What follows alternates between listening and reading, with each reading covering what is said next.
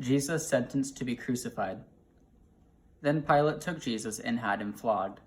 The soldiers twisted together a crown of thorns and put it on his head.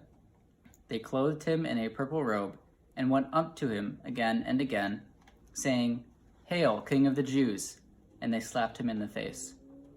Once more Pilate came out and said to the Jews gathered there, "Look, I am bringing him out to you to let you know that I find no basis for a charge against him."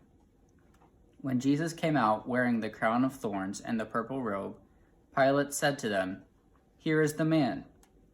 As soon as the chief priests and their officials saw him, they shouted, "Crucify! Crucify!"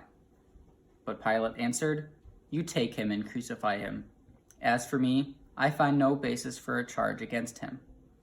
The Jewish leaders insisted, "We have a law, and according to that law he must die, because he claimed to be the Son of God."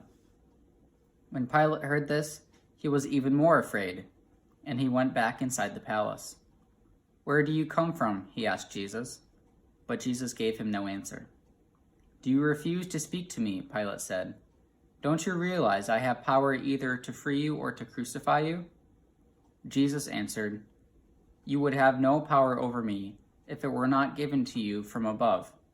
Therefore, the one who handed me over to you is guilty of a greater sin." From then on, Pilate tried to set Jesus free, but the Jewish leaders kept shouting, "If you let this man go, you are no friend of Caesar. Anyone who claims to be a king opposes Caesar."